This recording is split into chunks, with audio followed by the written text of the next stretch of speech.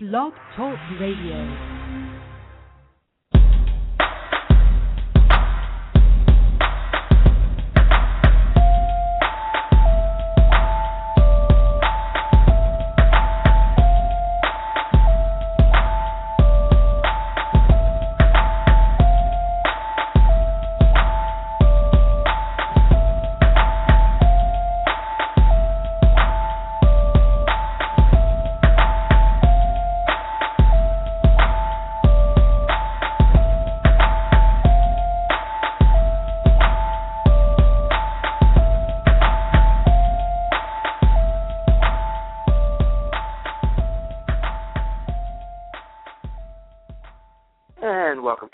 Edition of NBA Unplugged this week, where I'm your host, Jacob Noble from theprobasketballtalk.com. Alongside of me, as always, is Brian Geldzella from thehoopscritic.com. We are bringing you a second episode in 2 days. We're working hard around the clock to keep our NBA playoff content fresh and coming at you live. Today we have a fantastic guest. It's none other than Dan Devine from Ball Don't Lie. He is the associated editor for that fantastic site. It's awesome stuff with a great team over there. So we'll be talking to him around the 4:10 mark today, and we'll break down those playoff stuff. Now it's just going to be me and Brian hanging tight and keeping you entertained for the next 10 minutes as we wait a couple minutes for Brian to hop on with us. And we'll break down the action last night. We'll talk about the games and matchups that are coming up tonight, and it should be a good time for everybody involved. Not too many exciting games last night, but, we're looking forward to tonight's matchups, where you have a lot of good matchups. The Celtics and Hawks are looking to someone to take the lead in that series. You also have the Bulls looking to avenge their home loss to the 76ers without Derrick Rose. That's something to keep an eye on. And then, of course, we have the Denver Nuggets. Brian loves them to death. He's hoping that they can take a couple of games in Denver and make this an interesting series, because the rest of the West has been blowouts. Outside of the Clippers and then Grizzlies series, every other series there is one team winning all the games and one team losing all the games. So now we got Brian joining us today. How are we doing today, Brian? Good, Jacob. How are you? We're good. So I just got word that Dan Devine will be stopping in around 4:10, so that gives you and I a few minutes here to kind of break down the action, what we saw last night, and talk about what we're looking forward to seeing tonight. Last night was, I can't even say it was an interesting night. It was two dud games, nothing competitive really. I can't say I didn't expect to happen what happened. I mean, it was, Miami, we all felt was going to be a team that kind of ran over, that ended up running over the Knicks, and that's probably going to be a sweep, and the Knicks are going to go home with their tail between their legs. But we kind of knew that was happening anyway. And then the other, I felt like Oklahoma City had Dallas figured out after two close games at home, and it kind of played out that way. Yeah, I mean, you and I talked off the air about that, and, we'll skip over the Miami Heat and New York Knicks series, because it's just going to be, gloom and doom for New York Knicks fans, and we don't need to put them into more of a depression than they got. They have baseball season to look forward to, although that injury for their star player there is something different. But away from baseball, away from the Knicks, away from the Miami Heat, because that's been a boring series, let's not lie. But let's talk a little bit about the Oklahoma City Thunder and Dallas Mavericks, because, Dallas played them really tight first couple of games, and, they got to be a little heart-wrecked that they couldn't steal one of those games, and they had opportunities to in both those games. So then they go home to have their head coach flip out over a clear offensive goaltending, which, first quarter, you should not have that kind of emotion, in my opinion, for a missed call. You still got three other quarters you can battle back and make up for it. And one thing we've learned about basketball, from the Grizzlies series where the Clippers came down from 27 points to the Boston Celtics coming back and beating Atlanta in Game 2,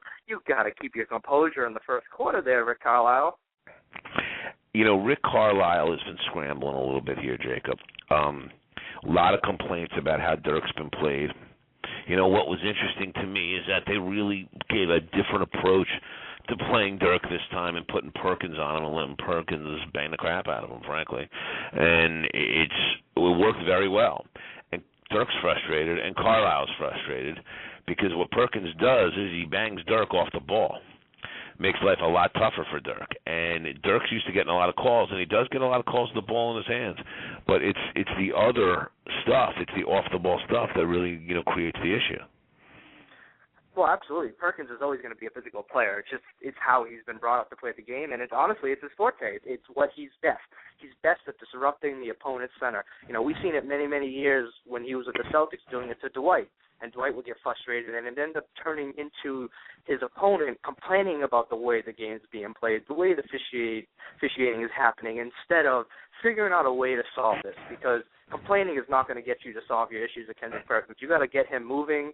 You got to, in my opinion, you got to have Dirk a little further away from the basket, because Perkins doesn't like to go out there and chase out those long twos and threes. So, I felt like Dirk could beat him off the dribble, but he never got a chance to. Perkins was doing a fantastic job of just being physical with him and wore him down. There's no doubt he did, but I'll tell you what else it does have in Perkins on him. Perkins is a real good flash pick-and-roll defender. Does a nice job of that.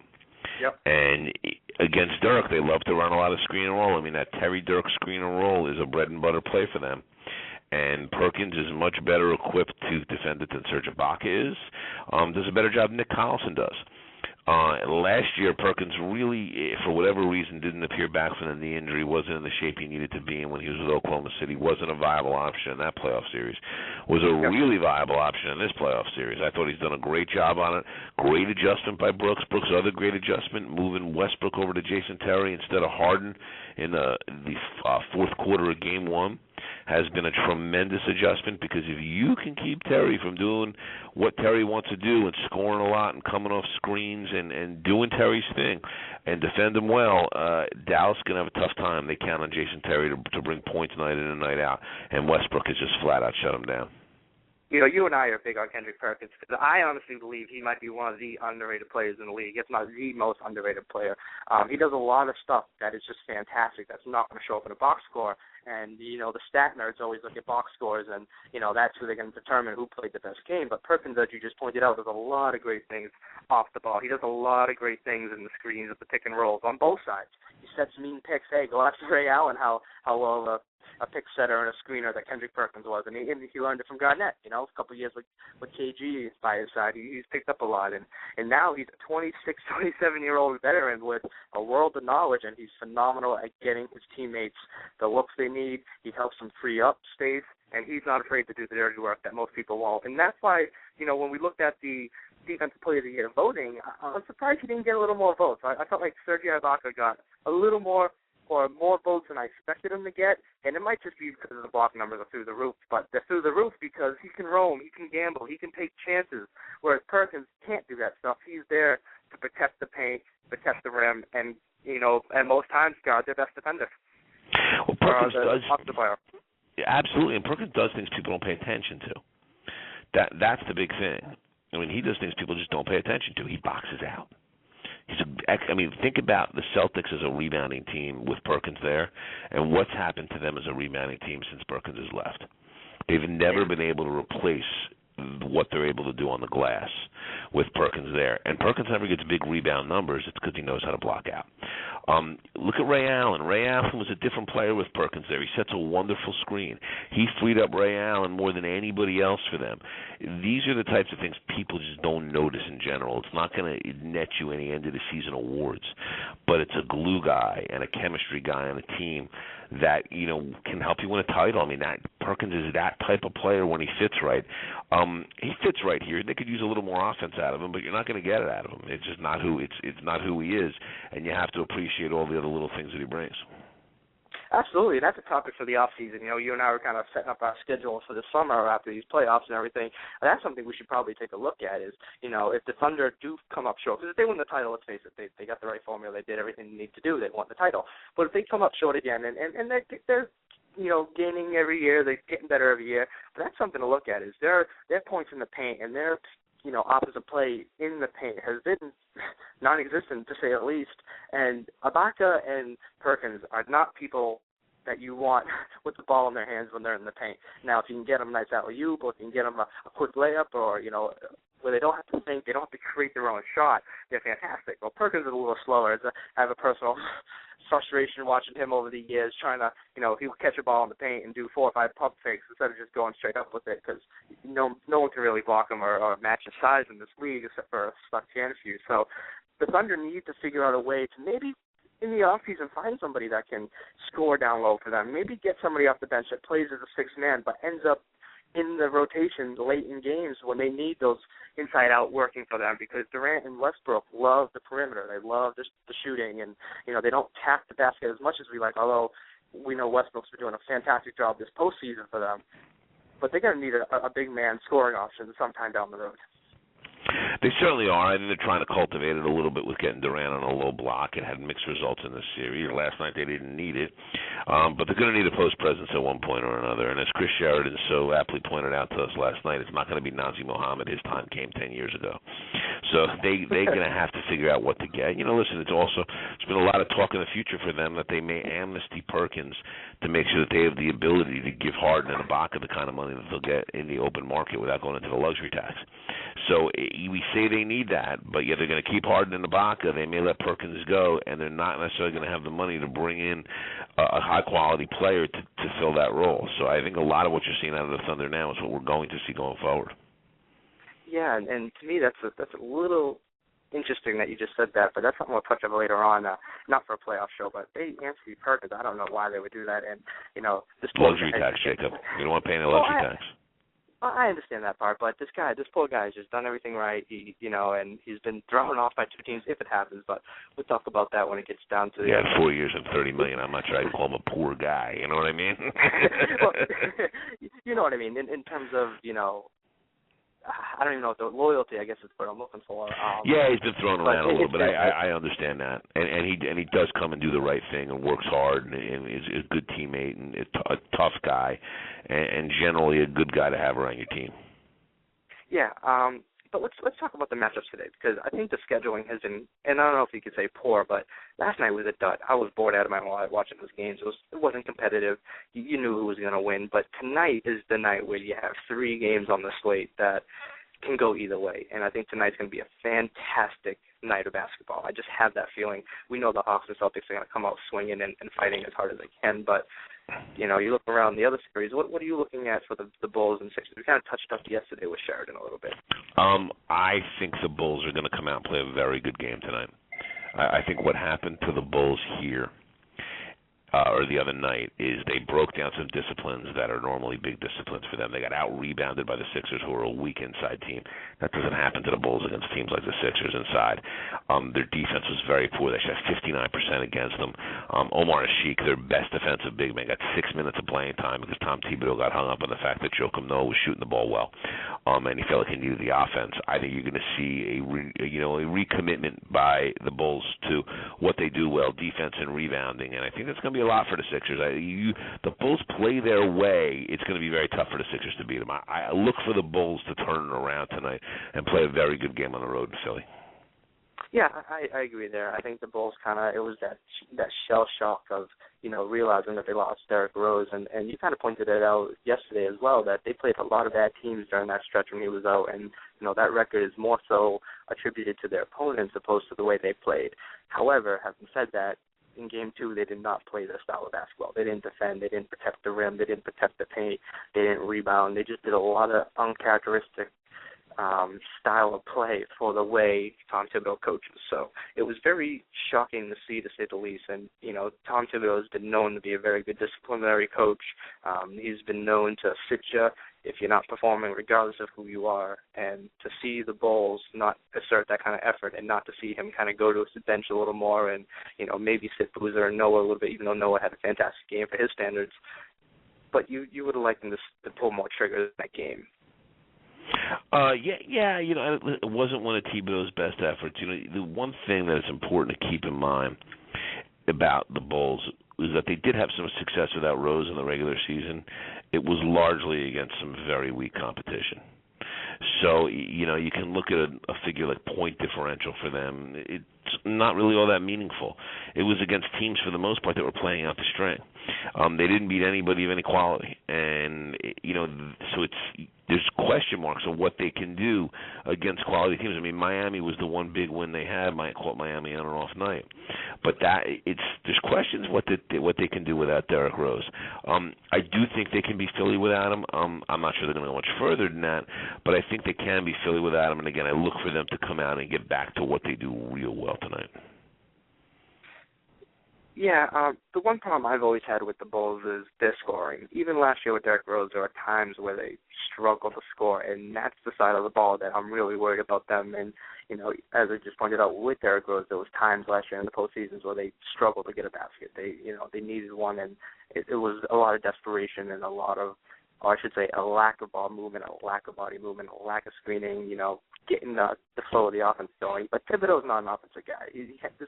The Bulls team kind of reminds me of those Cleveland teams with Mike Brown and LeBron James, where the first year they came in, it was 100% defense on practice. But then every year they incorporated offense a little bit more, and worked out a little bit more because their defensive coaches there, Mike Brown and Tom Thibodeau are. So they think that way first. Then they work on the offense later, and it's just their style. And I think as the years go on with Derrick Rose and his core, we're going to see them get a little bit better offensively. And if they don't, then they're going to be in real trouble. But having said all that, we have Dan Devine joining us from Yahoo Sports. Oh, don't lie. How you doing, Dan? Once you learn where everything is, so they think that way first. Then they work. You there, Dan? Hello? Hello? I think we might have lost him. All right, I'm sure we'll get him back in a minute. Yeah. So the other series tonight that I know you are dashing over is the Nuggets and Lakers. The Nuggets and Lakers, yes, sir. I'm looking for a big game out of Denver tonight. I really am. I think towards the end of Game 2, they got a lot figured out about what they needed to do to beat the Lakers. A lot figured out. I think first and foremost was that they understand that they have to be relentless about tie loss and penetrating, not only pushing the tempo and transition, but running screen and roll in the half court, understanding if the first screen doesn't work, reset and look for another one. Keep pushing, because lossing at the rim is what makes Denver go. They found the ability to defend against Andrew Bynum a little bit. Mozgov did an okay job on him in the third quarter. JaVale McGee did a real good job on him in the fourth quarter, playing about a foot off him and swatting anything he goes up with. And McGee did a real nice job on Bynum. Corey Brewer's a guy gave him a lot of energy, helps him with some Kobe defense. I think that you're going to see the Nuggets come out a lot. Plus, the Lakers have a very bad history in Game 3s when they win Games 1 and 2. This is a typical Laker letdown right here with Denver figuring them out. I felt like this was going to be a close series coming in. Nothing that I've seen so far is making me think it's not going to, even though the Lakers are up 2-0. Yeah, and let's talk a little bit about Andrew Bynum because David Thorpe has him as the playoff MVP, which I think it's a little silly to start making MVP lists for the playoffs 2-3 games in for whatever series you're talking about. But he has a valid point. Andrew Bynum has been a catalyst for that Lakers team this year. He's really stepped up to the game. He's really improved all around. He's taken some of the load off Pau Gasol and Kobe Bryant. He's coming into his own and becoming that third-tier player that the Lakers need, or second-tier, depending on where you rank him. He's probably the first tier this year. But talk to us about what you've seen in Bynum so far in this playoffs that has made David Thorpe write him in as the playoff MVP as of today.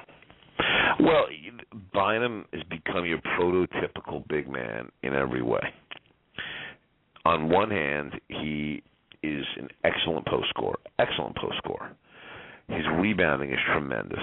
Big physical rebounder. And he's become a guy that can block some shots. He certainly is a guy that has that ability to block some shots and have a big effect on a game.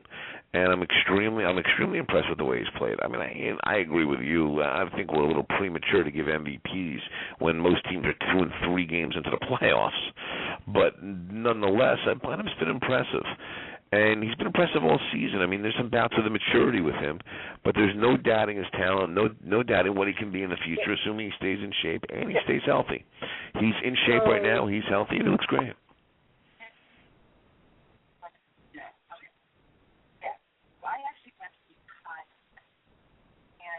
Hello? Jacob?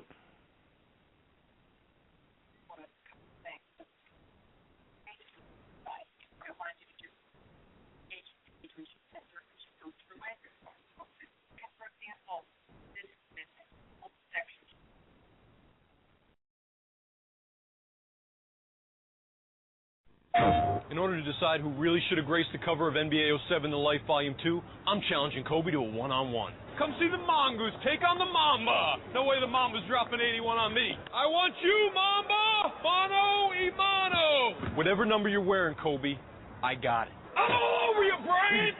You know what? You can run, but you definitely can't hide! Rivalries. That's live from the NBA. NBA 07 The Life Volume 2. Rated E for everyone. I'll walk it off.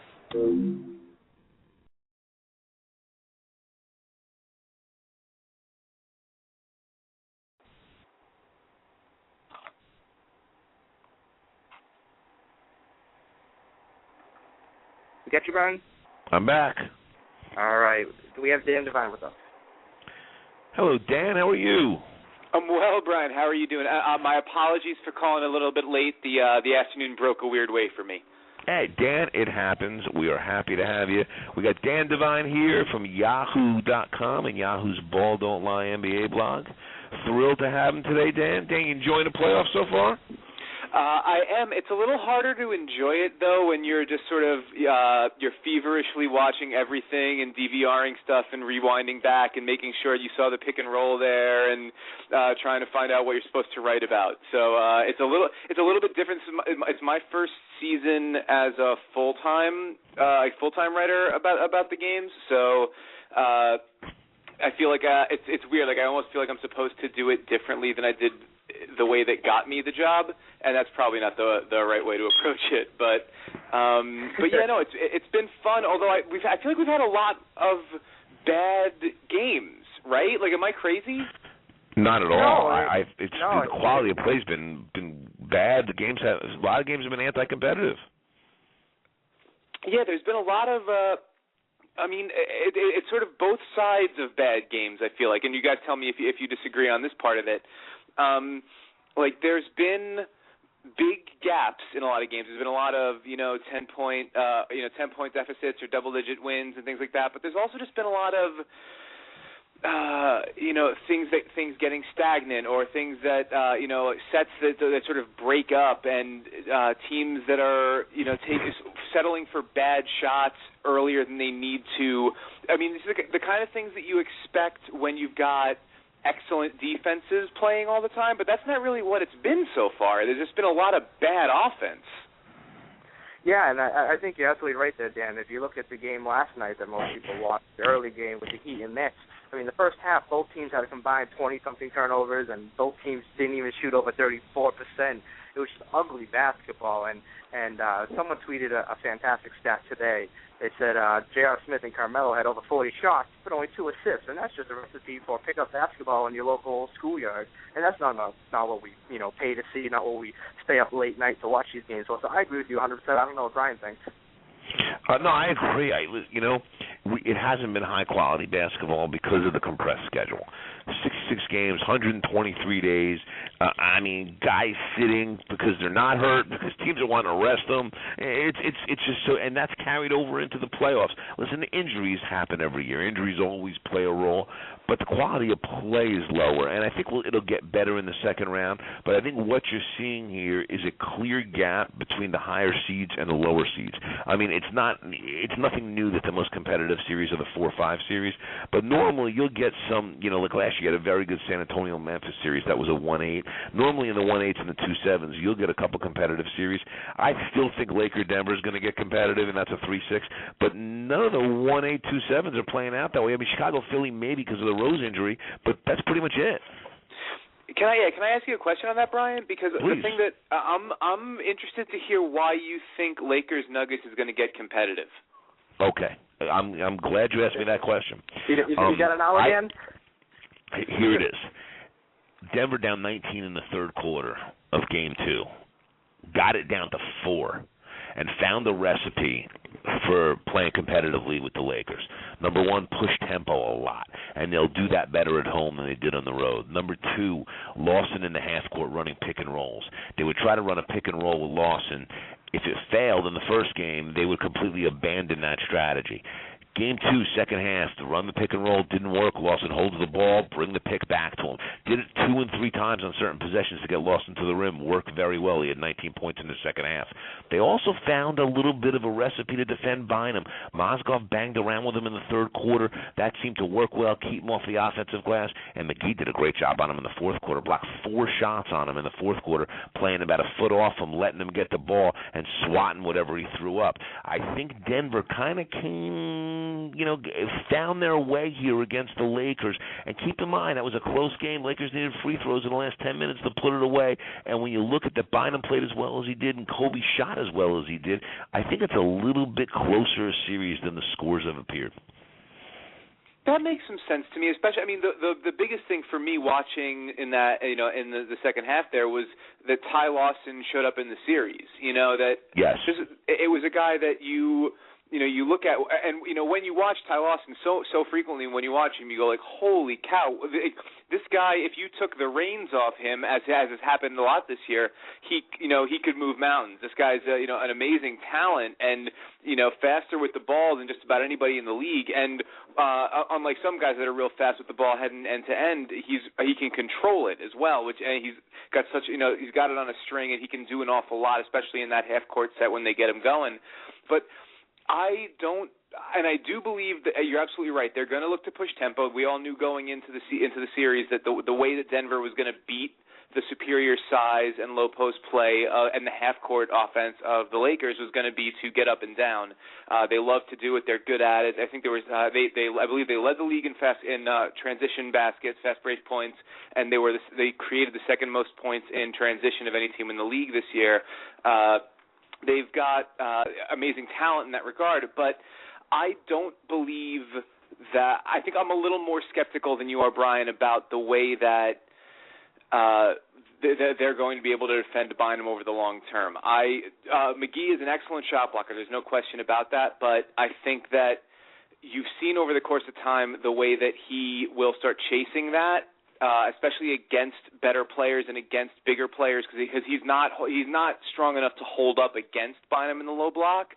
And the way I looked at the series before we started out, when Ball Don't Lie had to write all our previews, the thing that stuck out to me was the overwhelming advantage that the Lakers front court had against most of those matchups.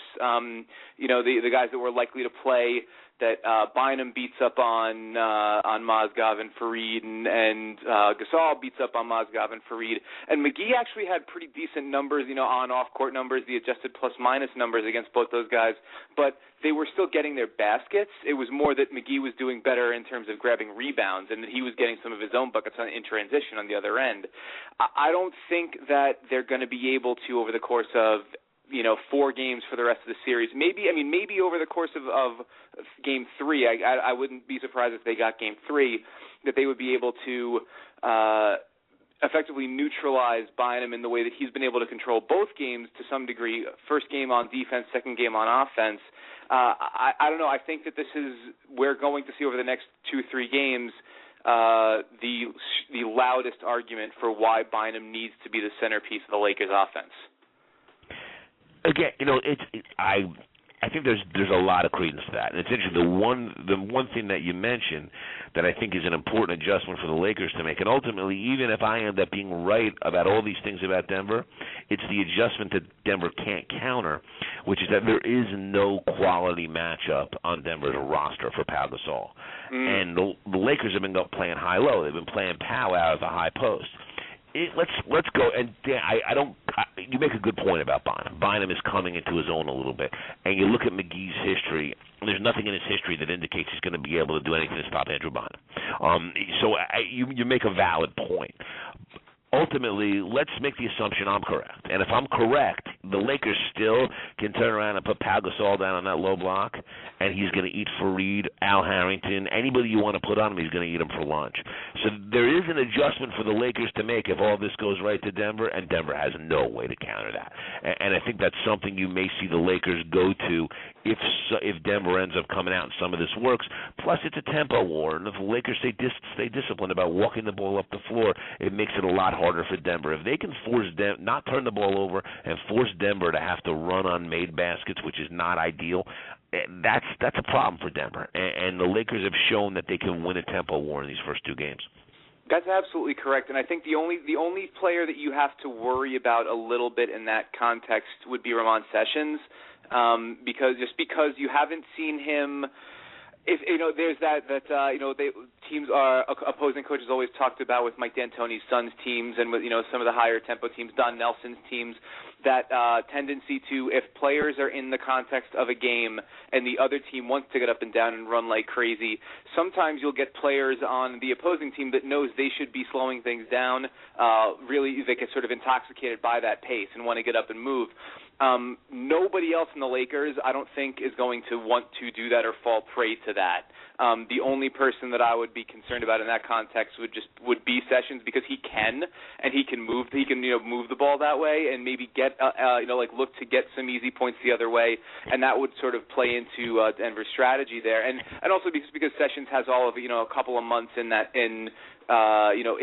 LA and with Mike, or he had been with Mike Brown a little bit before, but if there's a way for Denver to get Sessions sort of drunk on their pace, then that's the kind of thing that would worry me, and that I could certainly see Denver stealing the game in that context. I think you're absolutely right. I think that there becomes, in every series there's the back and forth and the give and take of what questions are you able to answer of mine, and what questions of yours am I able to answer? And I think you're absolutely right, Brian, that when you get to the Pau Gasol element, that maybe in a couple years Fareed will have some ways to counter superior size and talent like Gasol has. But I think the world of Fareed as a player, but I don't know that he's there yet, and I think that's a huge, huge disadvantage for Denver. One aspect I want to jump in here with this series before we move on is when I looked at the Lakers, and I think a lot of people had the same consensus, is that their bench is weak. And you got to kudos to Mike Brown for not having to use his bench as much. His starters have been playing fantastic. They're staying out of foul trouble, and they're getting the job done. But I think where the Lakers can be vulnerable is when they match up against a deeper team. And we'll talk about that later on. They match up against the Spurs, which would be an absolute nightmare for them, just how deep the Spurs are. But the Lakers' bench is always a question. What have you guys seen in this matchup so far in terms of bench play on both teams? And do you think the Nuggets can actually get a couple of the Lakers starters in foul trouble, especially without Metta World Peace in the lineup? You sure, Brian? Do you want to go ahead for that? No, you go ahead, Dan. You take that. Okay, I'd say that the Metta World Peace thing, I think, only if we had this conversation a month ago, no one would be saying boo about Metta World Peace not playing 6 games. He was looking sort of static and staggered and a little bit less than. For most of the course of the regular season. He only really started coming on toward the end, in April and the last few weeks of the season, and he came on pretty well. There's no argument for that. But I think you're absolutely right. There's no question that you look at the roster 1 through especially the 10 guys that are most likely to get into a game, and there's more talent in the bottom half of Denver's roster and more potency in there, especially you look at someone like Al Harrington, who's come off the bench, has been fantastic all year for them, even though he's playing with a knee injury. He's been fantastic throughout the course of the year. And Andre Miller, in Game 1 especially, Andre Miller looked like he should have been the starter and been out there for the lion's share of the minutes as opposed to Ty Lawson. But I think that we know what those guys are, and I think that we know you're not going to get significant offense or major contribution out of the front court players for Denver. You're going to get what you can out of Al Harrington, and when his shot's on, he can shoot you into a game, as any Knicks fans over the course of some bad years know. The Warriors fans know, and Pacers fans know. He can get you back into some games. He can keep you in some games. But I think that there's only so long those guys are going to be able to play, and I think that there's LA's depth can become a real issue beyond the first round. I absolutely see that. I don't think that Denver's front line and their first lineup is going to be able to do enough to keep Denver ahead or close enough to where that bench for them is going to matter. All right, Dan. Let's transition a minute. Sure. Miami Knicks. Oh God. Okay. It's ugly. You figure it'll be ugly. Okay. It's probably going to end soon. Talk a little bit about what lies for each of these teams beyond this series. Okay. I'll start with Miami. I think that they're going to have a couple days off after this series, which I think will be helpful. I'm sure they'll appreciate that. I think that I agree. I don't believe that the series is going to go past this weekend. I don't see a single matchup on the floor that favors the Knicks in a way that the Knicks can take advantage of it to score a lot of points. I mean, obviously, there's no one in Miami's front court that can match up with Tyson Chandler. That's certainly a matchup the Knicks can win. But everywhere else where it's in terms of generating points, I don't see it. So yeah, Miami will move on in relatively short order, I believe. And I think for them, my colleague Yahoo Mark Spears wrote a column a couple days ago, actually right after the Rose injury, about a little less than a week ago, suggesting that the lineup, the layout looks really favorable for Miami in terms of not only getting back to the finals, but perhaps actually getting over the hump this year in the final round, because the Bulls without Derrick Rose are not the Bulls with Derrick Rose, as we've seen. They won 18 of 27 games without Rose in the season, and they're going to compete. They're going to play well. They're going to play hard, but they are not gonna. They don't have the offensive creativity that they would need that they would be able to get from a healthy and together Derrick Rose. And even if they had a healthy and together Derrick Rose, Miami showed an ability to take him out last year too. I don't think anyone else in the East presents the kind of matchup problems for Miami that you'd have to present to knock them out before they can knock you out. I think that it's a matter of, like they talk about in boxing or in MMA, who gets the punch off first. Miami's always going to get the punch off first with that lineup. I saw the way I viewed it before the postseason, and the way I continue to view it now is that Miami's going to the NBA Finals again. I have believed that from probably about a month and a half ago, and I dislike it. I'm not thrilled by it, but I believe that's true. And who they face there is going to be really interesting. I mean, before the season, a lot of us thought it would be the Oklahoma City Thunder. That very well may be. Oklahoma City, the next few weeks for them is going to be really, really important, because they're going to have to, they've started to figure out against Dallas how to beat beat passable teams and how to get both of their guys going while also playing defense. I mean, last night was a huge step for them. Oh, they were great last night. Yeah, they were great. They looked so good last night. But then also, I mean, if it's San Antonio, that matchup presents some different problems. But Miami also makes a lot of sense in terms of the way they match up with a team like San Antonio, in that San Antonio wants to penetrate, kick, swing the ball, and create open corner threes, or create, through ball movement and player movement, create sort of motion opportunities, and nobody can cover sideline to sideline, as Steve Novak saw last night. Nobody covers and closes out quite like the Miami Heat do. So I think the future for the Miami Heat in the near term looks really, really bright.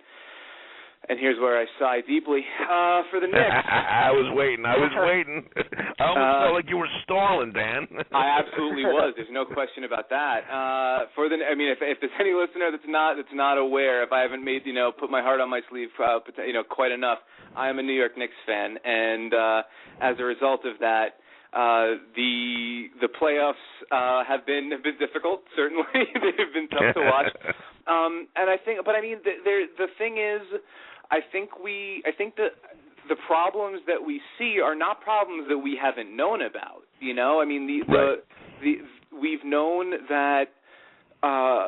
Since the decision was made to amnesty, since all these decisions have been made, since the decision was made to sign Amari Stoudemire to be the centerpiece of that offense, since the decision was made to trade for Carmelo Anthony and try to work how you played a ball-dominating 4 and a ball-dominating 3 together at the same time, since the decision was made to amnesty Chauncey Billups and bring in Tyson Chandler to play sort of a stationary, right near the basket sort of offensive role, the question was, how do you play those 3, 4, and 5 guys together in a way that produces points and doesn't just sort of create gridlock. And through 66 games and through 69 games, we've not seen an answer to that question. Now, some of that is based on the myriad injuries the Knicks have had. Some of that's based on the coaching change. Some of that's based on the lack of a training camp and a ton of time to work things out. But I'm of the mind that you give these guys even more time, and it's unlikely to translate into, oh, well, I cut here when you're there, and then you get a shot, and that works out great for me, and we're all happy. I don't know. I don't see these three guys being able to work into the offense in quite that same way, where they can sort of move and flow and integrate and create better opportunities for one another. And that's, especially as a huge problem given the contract situation going forward, because all three of those front court players are locked up for big money, for eight-figure money long term, and so that's going to be a really difficult problem to solve. And probably the most, the biggest bummer is that the most tradable asset of the three of them is the guy that just won Defensive Player of the Year and the guy you want to keep around the most. So I think that's a real difficult thing for them. And the backcourt situation, it's amazing. I'm watching these games and I'm thinking back to last year and saying, okay, so last year it was Tony Douglas and Roger Mason Jr. playing the lion's share of these backcourt minutes, and now I've got I'm rooting for broke-ass Baron Davis and hoping for the best out of JR. So like the talent level, the ceiling is better in the backcourt this year, but the problems are the same. You're begging for a point guard that you can't rely on to run the game. You're begging for points out of a two guard that you can't really trust, and you're hoping for a spark off a bench. Like, anytime you're looking at a second unit and going, all right, if Harrelson can just give us some minutes, like that's it's a really dangerous proposition. So, I think that the unfortunate thing, and listen, this is the kind of thing, my brother-in-law would talk to me and go, all right, so what kind of moves do you think we need to make? And I would always just sort of say to him, if you can figure out how to get Chris Paul for 50 cents on the dollar, then maybe we can work something out. But, that's about it. And I think that the Knicks, unfortunately, the Knicks walk into this postseason with much the same problems that they had last year, except they've got more guaranteed money going forward. They've got a better quality of player going forward, but the problems remain the same. Let me ask you this, okay, because you're right. There's going to be no major roster move they can make next year that's going to be able to upgrade the talent. Stoudemire's not tradable. They're not trading Anthony. They're not trading Chandler. Right. They'll give Lin their mid-level exception because he's just too valuable financially to the organization to let him go. And also potential. There's the potential that if what you saw in that, not only that magical stretch, but over the course of, even if he's a 15-8 guy that can run pick and roll and, provide a little bit of havoc on ball defensively, there's legitimate value to that for an organization that hasn't had a legitimate starting point guard outside of Billups in a little while. So, there's very much worth a mid-level exception. That absolutely, and it led into the question I was going to ask, which is, all right, you have all the questions, and you just made the statement about the three front court players really struggling to play together and not being able to. Do you see Lin as a glue guy? Because I do a little bit, and I didn't fall for Lin's sanity and go gaga over the top with it, but I do understand that, Amari Stoudemire is a one-trick pony offensively, but it's a great trick. He's a pick-and-roll player. And to have a pick-and-roll player out there without a pick-and-roll guard, you're a fish out of water. That's what he's been. With Lin as a pick-and-roll guard and the two of them have a training camp, some time to build some chemistry, I really do think Lin could be that glue guy that pulls those three front court players together and getting them playing more productively. They don't necessarily have to play together well. They all have to play with the guard well. And if they all can play with Lin well, they're all going to play okay together.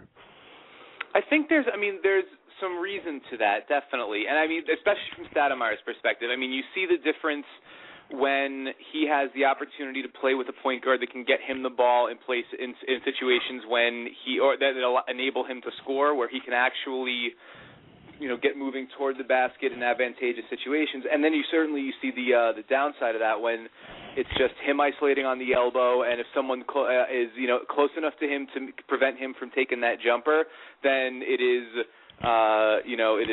drive into someone's chest, spin move off of that, drive into another guy's chest, and fall, largely, is sort of what the offensive maneuver is from that point. I think the issue, though, is that there are going to be really in that configuration, you need Lin to play a ton of minutes. Like, you need him to play, to be able to play with sort of all the different configurations.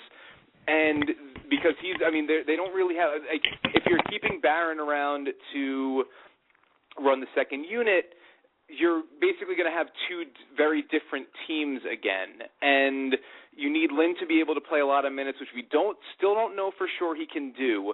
And you're going to need to sort of configure things so that when he's playing with primarily Carmelo, he's still just sort of getting out of the way. And that mitigates the point of having Lin on the floor, because he's not a great shooter. He's not someone that you can, send off to get kick-out passes when Melo does a double in the post or any of those sorts of things. So I think, there are questions and issues there. There's certainly no question to me that a healthy Jeremy Lin provides more value and upside than any other point guard on the Knicks roster. But I think that expecting he would help. There's no question. If you had a healthy Jeremy Lin right now, and you could actually run 2 point guards out there that you could trust to manage parts of the game, and you could just say thank you very much, Mike Baby, but you just do some little dances as you come out, past the glass screens, and that's about it. I think that would be helpful. But the issue, you need to be excellent to be able to to be able to juggle that kind of making sure everyone gets fed opportunity, and we still need to find out if Lin's that guy. Now, I have one quick point to make about this Knicks team, because Sure. we already talked way too much more about the Knicks than we planned on. There's so many better series to touch up on. But going on, to me, as an outsider, because I'm not a Knicks fan, I'm actually a Celtics fan, so I'm with you. I'm a little bummed that they're not giving the Heat a little struggle, because Miami's just going to, be having a vacation for about 3-4 days until the Celtics and Hawks figure out what they're all up to. But the point that I see with the Knicks is they've changed philosophies with every acquisition. And it's just like they're just trying to accumulate talent instead of actually build a team that has a certain philosophy. And you can figure that to Mike D'Antoni, because he has a certain system that he runs, and he needs the players that run his system well, and that's been his forte. But I just wanted to throw that out there. To me, it kind of seems like they change their mind every time they acquire a player on what style of basketball they're trying to accomplish here. But let's move on here. Let's actually talk about that Celtics and Hawks series, because to me, that's been one of the most exciting series, even though it's been a dogfight, there's been low-scoring affairs, but you see two teams just throwing punches at each other, and that, to me, is what Charles Oakley's been complaining about. That's the kind of basketball he's expecting in all 8 matchups. Talk to us a little bit about what you saw in Game 1 and 2, and kind of what you're expecting down the road in Games 3 and 4 in Boston, Dan. Sure. I was stunned, and I think a lot of us were stunned at how effective the Hawks were offensively in the first half, especially in the first quarter, against the Celtics. The Celtics looked like they were running in mud, and the Hawks looked like they had rockets in the back of their shoes for that first quarter. And I believe the Hawks hit either their first 3 3-pointers or 3 of their first 4 or something. But I'm not sure. I don't have the box score in front of me now, but they came out of the gate absolutely on fire, and I think that really surprised the Celtics. And you look at the down the stretch, or the balance of that game after the first quarter, and the Celtics played the Hawks, right up neck and neck with it, and were right there with them at the end. They tightened up the screws defensively. Their offense was still. I would on one level hesitate to call it that exciting a series, just because I think we've seen a lot of bad offense. But as we said at the top, we've seen a lot of bad offense everywhere. Guys that normally would make shots, missing shots, and sort of some clustered up opportunities. But I think the way that the Celtics, the shorthanded Celtics, appeared in Game 2, and especially the absence of Josh Smith for Game 3. My colleague Adrian Wojnarowski at Yahoo, and by the way, it is crazy that I can call him my colleague. But he's like, oh yeah, you're the guy that makes dumb jokes. Brag. No, but it is what it's the way these things work. Yeah, I work at Yahoo. I'm the one that makes dumb jokes about literally everything, and then the guy that breaks all the stories. That's my colleague. But no. And Dan, you want to know what that proves? You can make dumb jokes about anything you want at any time and get as far as you want to go. I love it. Well, listen, your lips to God's ears, man. I'm hoping. It's the strategy on which I've based almost everything. Woj wrote earlier today. He tweeted earlier today that Josh is going to be out for Game 3, which is a huge. He was the difference maker. He was, and to a lesser extent, Jeff Teague. But I didn't really think, and I say this with no disrespect meant to Josh Smith, but I didn't think I would ever see a day where Josh Smith on both ends of the floor was killing Kevin Garnett. And Josh Smith was killing Kevin Garnett on both ends of the floor.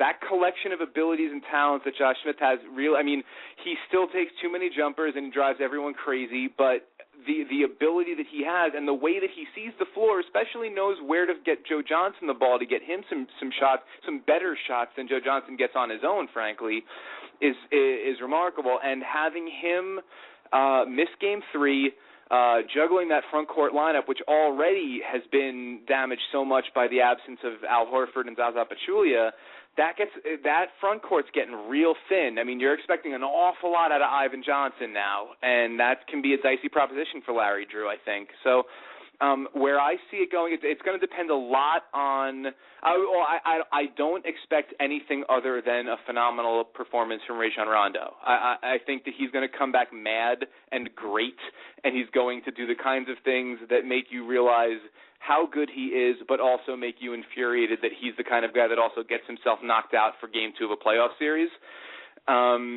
Was that you that real quick, I didn't mean to interrupt you, but was that you that tweeted his triple-double stat line the other day, for Game 3, or was that J.E. Skeets? Was either one of you that tweeted it?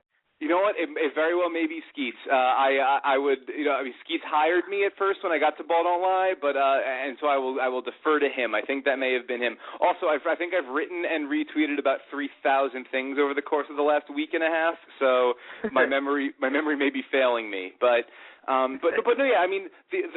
Obviously, we all know that nationally televised games are Rondo's bread and butter.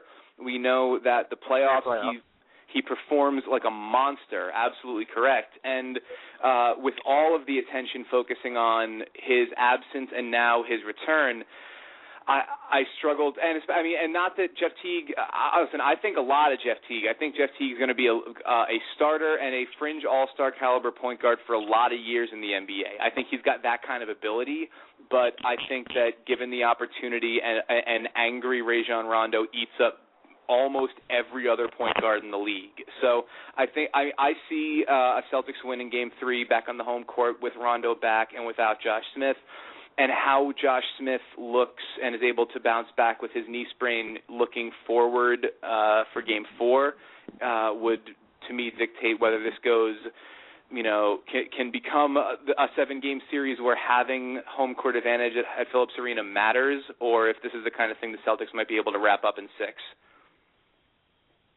Yeah, this series kind of has given us I did expect the unexpected a little bit, but I do agree with you. I think that you're going to see it's going to be very tough for Atlanta without Smith and Rondo coming back and a lot of home court energy. And, and the Celtics, they normally respond well in these types of situations. Let's transition over to one of the more compelling West series, Memphis and the Clippers. I asked Chris Sheridan this question yesterday, and I'm very curious to hear your answer as well. Memphis gives them a 27-point lead in Game 1 and loses a game they had no business losing. And they lost that game because they completely lost their intensity and focus and acted like they forgot they were in a playoff game. They come back with a hard-fought win in Game 2. You look at that Game 1, and is that a long-term positive for you for the Grizzlies, or is it a negative? Do you see it as a chink in the armor, or do you see it as something like, hey, we know that we can't let that happen again, and we have to sustain intensity for 48 minutes? Well, it's a really interesting question. I was talking about that with Eric Freeman, who another one of my colleagues. I've got a galaxy of stars with me, but another one of my colleagues at Ball Don't Lie.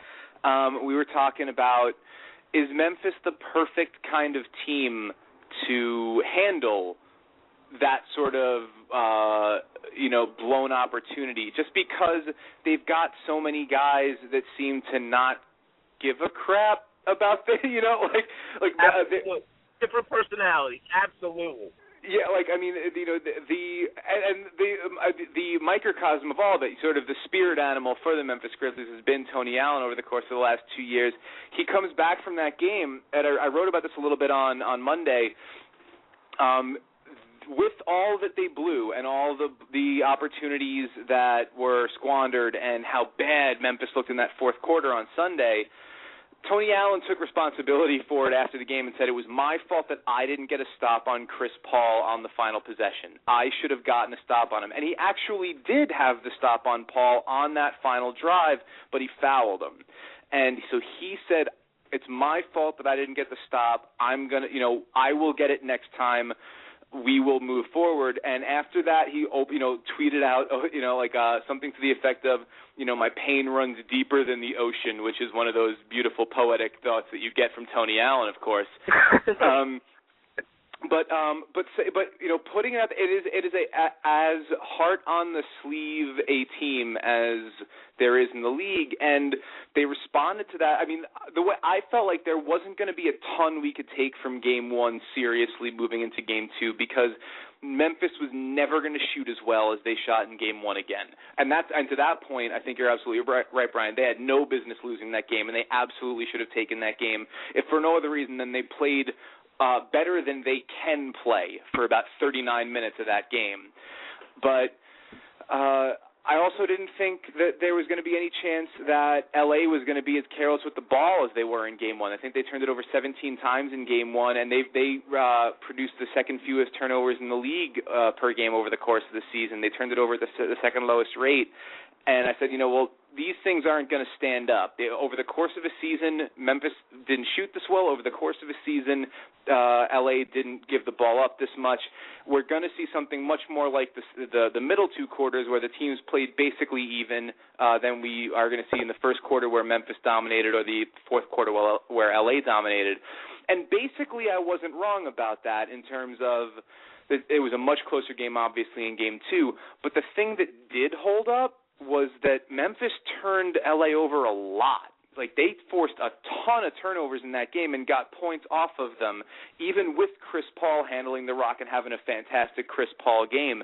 So the thing for me I look at is, and it goes back to sort of an old coaching cliche, is that defense doesn't take a night off. Like, if you have a defensive team that can force turnovers, that can lock down, and Memphis isn't really a lockdown defensive team. They don't, they're not right up at the top of the league in terms of points allowed per 100 possessions, but they do turn you over. They force you into mistakes, and they create points off that. And if Chris Paul isn't good enough to, in those situations, prevent Memphis from doing that and creating offense that way, I don't know who the hell is. So Memphis they pack a defense that I think a lot of people should be scared of, and I think that even going back to L.A. with having gotten a split, I think I actually expect, and this is, I don't know if this is weird to say, I expect Memphis to win Game 3, and I expect them to go back and to take the series in 6. I think that's what's going to happen from here on out. I think that Memphis knows now that it's not just they got lucky on Chris Paul. I think they know they're good enough to take him. So that's where I see that going, and I think that Rudy Gay hasn't done anything outside of wait too long to take the final shot in Game 1. Rudy Gay hasn't done anything to make me think that he's not the best player for Memphis when he needs to be. So that's where I see that one going. Going back to the Tony Allen tweet real quick. Do you follow that Tony Allen translation Twitter account? Because I do. Because half the tweets that Tony Allen says makes no sense to me, but He's still one of my favorite players. Brian, no, I want to say I'm gonna have to go check you out after the show and just go and find it, because I don't follow that, and that sounds like it would actually be a really useful resource. Oh, it is, because he posted a tweet the other day of something, and I replied with it. I was like, what? And then that Twitter account messaged me with the explanation. I was like, well, thank you. That was very helpful. Yeah, Jacob, Dan and I both have mentioned on that. I didn't know about that account either. That sounds like a heck of a lot of fun. Yeah, I'll tweet it to you guys so you guys can get it. It's a weird name. It's like Tony Allen's translation or something like that. But it's a hilarious Twitter account. It just explains all his poems and poetic things. And even when he does those awesome jokes, by the way, we need to get Tony Allen a stand-up night sometime in Memphis somewhere, because he would kill the mic with his jokes and stuff like that. He's a phenomenal personality to follow. But Brian, you have any more specific questions before we get to our gun to the head question? I have one. Actually, I have one non-basketball question. You were, a while back, Dan, I remember tweeting with you, you were watching The Sopranos for the first time. I want to know, how far have you gotten, and what do you think so far? Because I fancy myself as a Sopranos aficionado. Okay, all right. We are, my wife and I, we were watching it together, and it became the kind of thing we would do. We had different schedules as I was watching games and she was working, so we would sort of come together and watch them on Netflix a few episodes at a time. We are done. We finished the show. And I gotta say, really good. Like, so good. How did I not watch that earlier? What was the matter with me? What was I doing that was more important than that? I can't think of a single thing. It was fantastic, and it made me so happy to go back over how mad and confused and concerned and elated everyone was at the end. And go, oh, I skipped all that. I could just watch it all together and not have to be mad about the fact that I waited 18 months for a black screen. Like, this was the right way to do it. Now, granted, as you're watching that, especially the last couple seasons, you're watching things and you're going, oh, someone told me a joke in 2002 and I didn't get it until now. Right. But that was totally. I feel like it was totally worth it, and I think that I don't know if it was just sort of serendipity or what, but we finished it the weekend that big oral history of The Sopranos was published in Vanity Fair. Right? Yeah, one of the. I'm not sure. I may have it wrong. You may have it right. But one of the monthly magazines where there's this huge takeout of oral history of people that worked on the show and the creators and everybody, the actors, and so we finished it and we're able to sort of rip through that weekend. It was absolutely perfect. It was fantastic. And I mean, I'm still a little bit mad about how Christopher got done, but that's just me. That's just how I approached the show. I hear you. But you know what? Yeah, that was a tough moment to watch. And I'm with you, Dan. I didn't watch The Sopranos when they were airing, but during I was still in college when I got into it, and I think it ended my senior year of college. Did it end in 2007, Brian? It ended in 2007, correct, Jacob. It ended so it ended. I ended up finishing in 2008, but I was the same boat with you, Dan. That everyone was flipping and raging. And I didn't listen to anything anybody said, and I just enjoyed it myself. And I'm with you. It was one of the best series that I've ever seen. Up there with The Wire. Those are my top two series that I don't think anyone will ever touch. Now, granted, I never got in the loft, so I don't really plan on doing that. But that's another topic for another day. That's Dan. Before Jacob gives you the last question, the gun to the head question. Okay, keep in mind this. In the intervention episode, when they're about to take Christopher to rehab, Tony reminds him, if it was anybody but you, you'd get your intervention in the back of the head. You know what? He a lot longer than he should have. You know what I mean? Oh, no, there's no question. I mean, as you're watching it, if you can divorce yourself for a second from the fact that you like Christopher, you go, there is no way this guy should be alive. Like, correct. Absolutely. He should have been dead so long ago. Absolutely. But you like him, and so and also, I mean, I can't believe this, but I was never able to divorce myself entirely from him being Spider. Like, I was, there was a part of me that was like, oh man, and then Joe Pesci. No, that's not. Let's make everything nice for this kid, all right? He's already been hurt enough by Joe Pesci, and then you realize that you're watching two different works of fiction. That's a very good point. All right, Jacob, lay it on. All right, so the gun to our head question, Dan, we've been asking every panelist we have on here, every expert, anybody who knows anything about anything, we ask them this question. And gun to your head today, and you have advantage. Chris Sheridan had advantage yesterday as well because we know that the stake of Derrick Rose, he's not coming back. Gun to your head, who is going to the finals in the Eastern Conference, who's going to the finals in the Western Conference, and who's winning it? You kind of spilled your answer earlier, so we know who your East is, but who do you see matching up in the finals, and who do you have winning it? Okay, yeah. I apologize for tipping my hand a little bit, but yeah, I'm going to say the Miami Heat out of the Eastern Conference, and out west, I am going to say the. Oh man, I can't believe it. I'm going to say the San Antonio Spurs. I know it's lame and it's chalk, and I'll own that, but I think that that Spurs team with a healthy Ginobili this year, and the ability to spread it out as they have, and with some healthy legs, some ready to go legs on their veteran team. It's not just. I'm hoping that I'm not just basing this on recency bias based on them killing Utah, because obviously Utah is not who they're going to play in future rounds, but. The combination of what they can do spreading you out offensively on Tony Parker dominating games, that they're like a middle-of-the-pack defensive team, too. They're not great, but they're middle of the pack, and that they have arguably, I mean, if you put me in a situation where I've got a gun to my head pick, am I going to trust Greg Popovich or Scott Brooks to figure out a way to win a game? I'm going to pick Popovich 10 times out of 10. So I think that the combination of what they can do offensively, that they're sound enough defensively, and that they've got enough, they've got the coach that I would trust over everybody else out west. And also, yeah, I mean, obviously, I think it goes without question, I would take Pop over Mike Brown too. Yeah, I'm as stunned as anybody that I'm saying this, but I think it's the San Antonio Spurs meeting up with the Miami Heat, and then I think that it's, I don't know, maybe a battle for all that's good and righteous in the league in the finals. I don't know how you describe it, but that's what I see.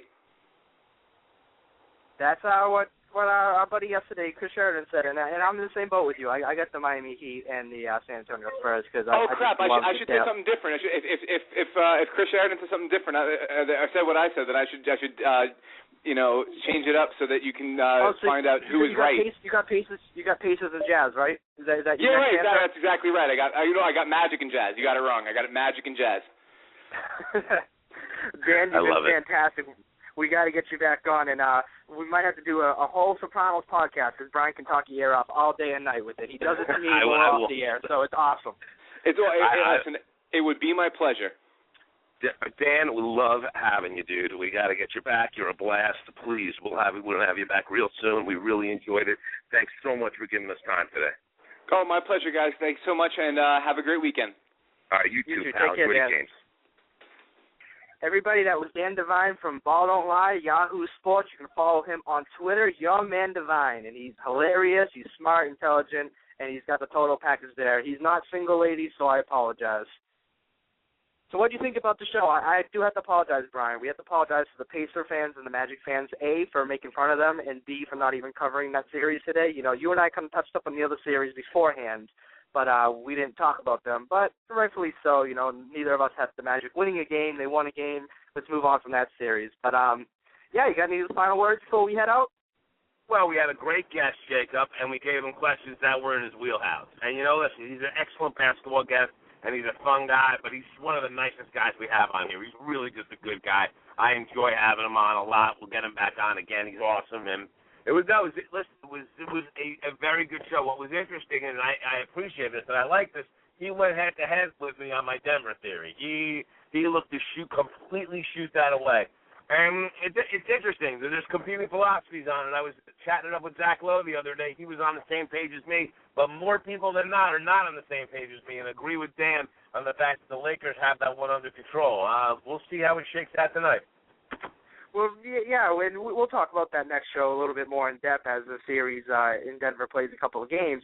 But I think a lot of people are just very high in the Lakers. You know, they got that point guard that they were looking for. Andrew Bynum's playing the best basketball he's played in his career. So a lot of people on that side of the fence. But, you know, you and I have been tracking this Nuggets team, and they do not quit. They play great basketball around. So that's definitely something interesting to look forward to. But we got to get out of here because we have things to do. It's Friday afternoon. Games are starting soon. I can see all the people walking around the city going over to the Garden to watch the 7:30 game. It's going to be an exciting night of basketball, as I stated earlier, and I'm very excited to sit down all night and watch 3 games, even though I probably won't watch the Bulls at 76-2 too much unless there's a blowout happening in Boston. I agree with you. I'm all revved up. I'm going to coach a 3rd and 4th grade girls softball team to victory tonight, and then I'm wall-to-wall NBA until I pass out. Absolutely. We'll be back on Tuesday, and we're hoping to continue this 2-show per week thing throughout the playoffs because there's a lot of action to talk about. We're going to keep bringing out the guests for you, and we'll work hard this weekend to lock up a couple of excellent guests for next week. That will about do it for us here at NBA Unplugged. I'm your host, Jacob Noble from the ProBasketballTalk.com. Brian Gelso, the co-host from HoopsCritic.com. Follow him on Twitter, HoopsCritic. And that will do it for us here at NBA Unplugged. Everybody, have a good weekend. In Spanish, kid, like que tu quieres. I'm like, where is the bathroom? I hella gotta piss, where's the bathroom? Ask whom the bell tolls for. Hey yo, where you get this place? From the Hellhole store? Yo, I'm in the building with Belding. Ask for whom the bell rings. DR